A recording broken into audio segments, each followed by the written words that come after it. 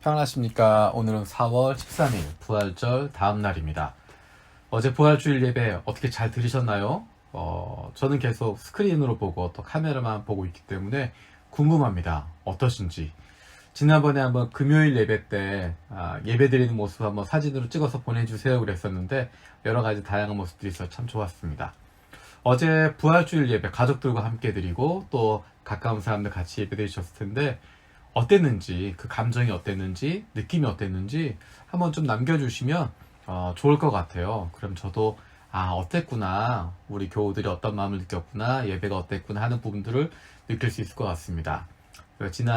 어제 주일 예배하고 지난 성목요일, 성금요일 예배 또 어떠셨는지 짧은 감상을 남겨주시면 도움이 될 것 같습니다. 또 다른 분들에게도 좋은 은혜가 될 것 같습니다. 오늘 리바이벌 말씀은 열왕기하 18장에서 20장까지입니다. 그 가운데 아침 묵상을 살펴볼 말씀은 20장입니다. 20장 12절에서 15절. 그때 발라단의 아들 바빌로니아의 모르닥 발라단 왕이 히스기야가 병들었다는 소식을 듣고 친서와 예물을 히스기야에게 보내왔다. 히스기야는 그들을 반가이 맞아들이고 보물 창고에 있는 은과 금과 향료와 무기고와 창고 안에 있는 모든 것을 그들에게 다 보여주었다. 히스기야는 그들에게 궁궐과 나라 안에 있는 것을 하나도 빠짐없이 모두 다 보여주었다.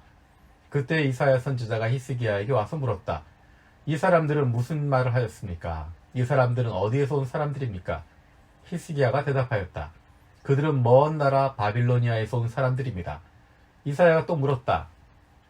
그들이 임금님의 궁궐에서 무엇을 보았습니까? 히스기야가 대답하였다. 그들은 나의 궁궐 안에 있는 모든 것을 보았고 나의 창고 안에 있는 것들도 그들이 못 본 것은 하나도 없습니다. 아멘. 히스기야 왕의 이야기가 오늘 리바이벌 본문에 나오는 인물입니다. 히스기야 왕은 하나님이 원하셨던 그의 조상 다윗이 했던 모든 것을 그대로 본받았던 왕입니다. 이스라엘의 하나님만 신뢰하는, 그래서 어떻게 평가를 하냐면 유대왕 가운데서 전에도 후에도 그만한 왕이 없었다.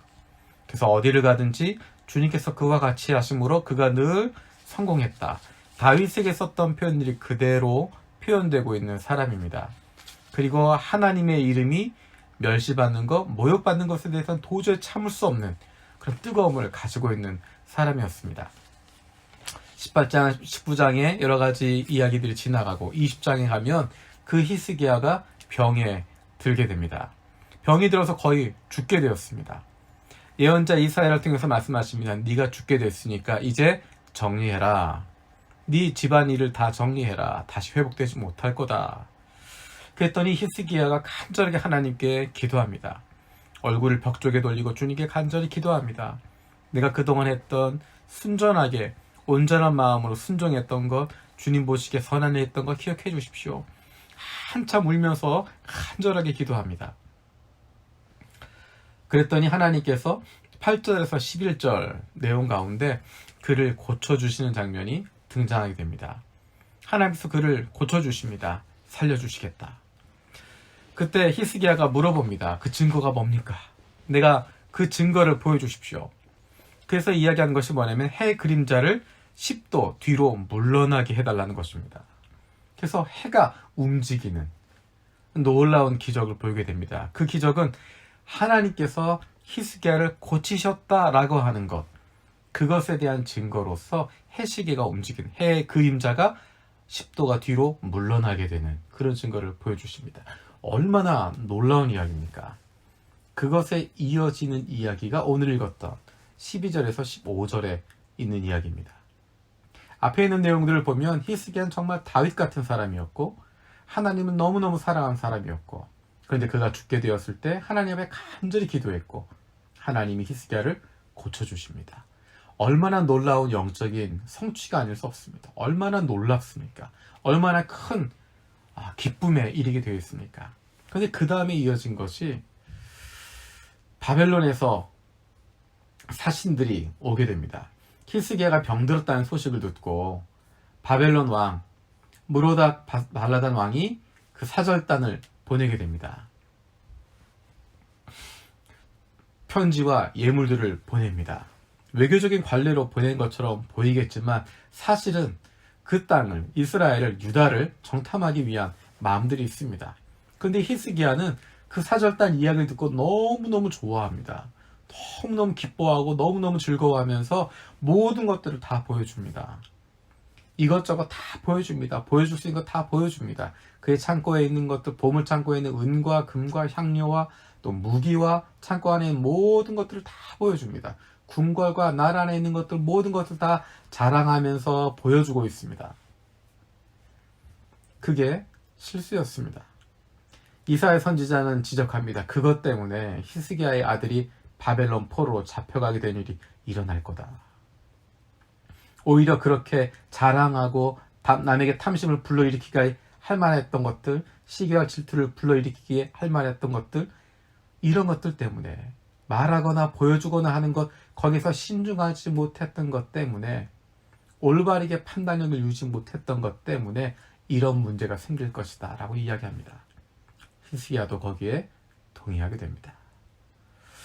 우리가 성공하고 있을 때, 기쁨이 넘치고 있을 때, 잘했구나 생각할 때, 내가 정말 하나님이 주신 은혜가 있구나라고 생각할 때, 오히려 그때가 들뜨지 않도록 조심해야 될 때입니다.